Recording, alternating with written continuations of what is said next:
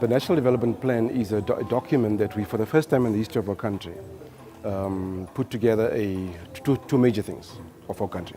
One is a planning commission under the current administration, and that planning commission's work culminated in the National Development Plan. So plan your work and work your plan, or fail to plan and you plan to fail, right? So the second part of the historical intervention, I think, at the government level was for the first time in our history of our country. We had what we call, or we implemented in the presidency, the National Department for Planning, Monitoring and Evaluation. And so that for us was groundbreaking work. And just as in Africa, you would find that Africa had the OAU, but they never had a plan in terms of how do we take Africa forward. But here comes the AU, and under the leadership of President Mbeki, Obasanjo Ndombo, Bouteflika and them, they come and they develop what we call the NEPAD, New Partnership for Africa's Development, which is nothing else but the vehicle and the economic and growth development plan for Africa. So that's what the NDP is for South Africa. In the NDP, you will have the nexus of your different economic sectors. But at the core of the NDP is the issue of skills development in order for us to feed into our economic sectors, to build our economy and create a better life for all. What we do as SETAs, Sector Education and Training Authorities, we are 21 SETAs and we respond to 21 different sectors of the economy. And so what we do is, from where I'm sitting, my job is to look after energy and water. So in the energy space, we've got the subsectors of nuclear, we've got oil and gas, we've got electricity, we've got renewables, and renewables with all its subsectors, you know, solar and wind and so on. And under the water space, we're doing water, waste management, sanitation, and so forth.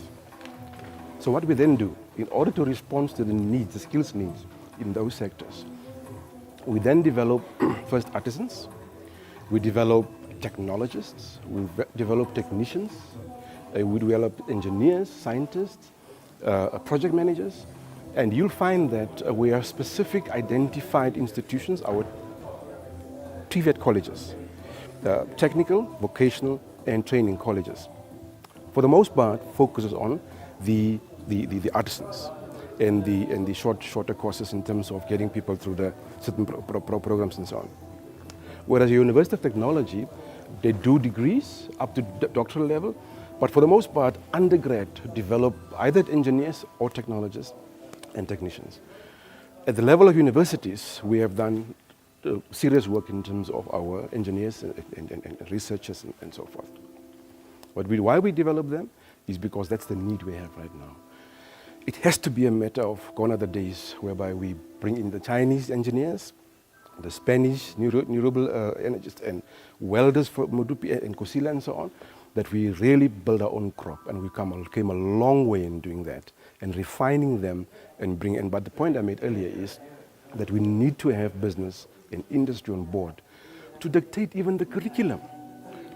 Now, what we do at the moment is we have business on board and labor to assist us with occupation development, with qualification development and trades development and so on. So, or should I say, occupations for trades and qualifications for occupations and trades. So that's our job, to make sure we become responsive and we address the supply and demand mismatch in the sector to supply what the sector needs. I'm Errol Gradwell. I am from Johannesburg, in Parktown based, and we are really passionate about skills development and to build our economy, and you are watching Vision 2030. Vision 2030, the National Development Plan. It's our future. Let's go for it, man.